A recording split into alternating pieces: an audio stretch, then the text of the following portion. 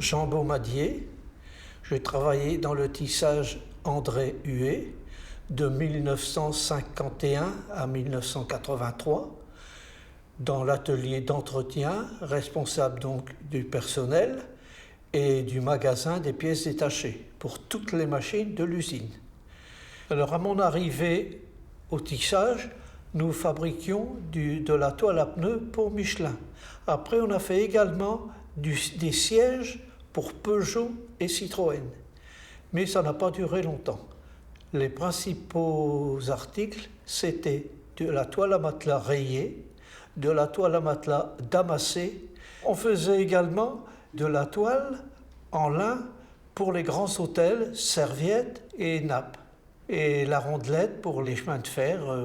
On a fait aussi beaucoup de toiles de rideaux en différentes couleurs. L'usine faisait toute la fabrication. Depuis l'arrivée du coton jusqu'à la sortie aux apprêts, tout était fait chez nous, alors qu'il y a beaucoup d'usines qui ne font que quelques petites choses, soit tissage, soit cannetage, tandis que chez nous, tout était fait. La teinturerie, les bobinages, le retordage, tissage, cannetage, les apprêts, tout était fait à l'usine Huet. On était 450, je crois, quelque chose comme ça. Quand je suis arrivé à l'usine, on m'a demandé de m'occuper du magasin des pièces détachées.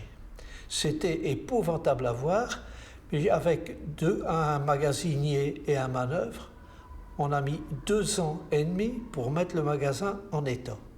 À la suite de quoi, mon chef, M. Marcel Delattre, m'a demandé de refaire un bureau en état pour lui et puis moi. Donc je me suis occupé à ce moment-là, continuer le magasin, les achats, surveiller les factures, les contrôler et m'occuper des mécaniciens. Les mécaniciens du tissage, eux, ils avaient tellement de travail, ils savaient très bien le faire, ils n'avaient pas besoin de moi. Et petit à petit, j'ai été appelé à faire des constructions par le fait. Comme par exemple, dans la teinturerie, faire un monorail pour le ballon électrique. L'installation aussi de métiers à tisser. Chaque fois qu'on recevait des métiers à tisser, il fallait faire l'implantation. J'ai appris beaucoup de choses sur place parce que, quand il y avait une panne, il fallait tout de suite réparer. On ne pouvait jamais avoir un instant d'arrêt. Un jour, on a eu une panne à la calandre. Il fallait avoir un roulement à billes tout à fait spécial. On n'en trouvait pas. On en a trouvé un à Paris. Il a fallu envoyer quelqu'un à Paris. Il est rentré après minuit. On a remonté la machine et à 1h du matin, tourné. On ne pouvait pas arrêter la production parce qu'à la vente, ce qu'ils avaient promis aux clients, il fallait que ce soit livré. Il reste un double bâtiment, si je puis dire. Un bâtiment où il y avait les 5 chaudières et à côté la salle des machines, c'est-à-dire la salle où il y avait autrefois une grande roue qui entraînait une génératrice qui fabriquait le courant à l'usine. On consommait l'été 9 tonnes par jour et l'hiver 12 tonnes par jour.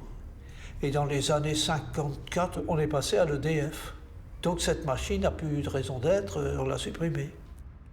La salle de tissage faisait environ 100 mètres sur 100. La cheminée a été construite dans les années, je suppose, 1904-1905 à l'origine de l'usine, puisqu'il y a eu tout de suite une chaudière. Hein.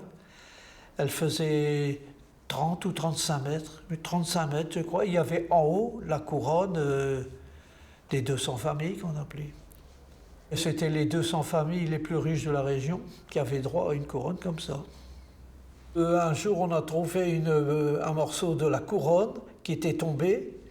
Et quand on l'a présenté au directeur, il dit « il faut prévenir tout de suite pour la démolir ». Puis ils sont venus d'abord couper la couronne et après ils ont dû démolir la cheminée parce qu'elle était ouverte.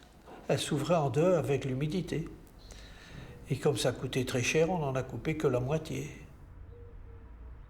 Ce qui reste de la chaufferie et de la salle des machines, si, comme Claude Gégou me l'a dit, on va en faire une salle de spectacle, c'est très bien. Mais si c'est pour tout laisser en ruine et que tout se démolit, c'est pas la peine.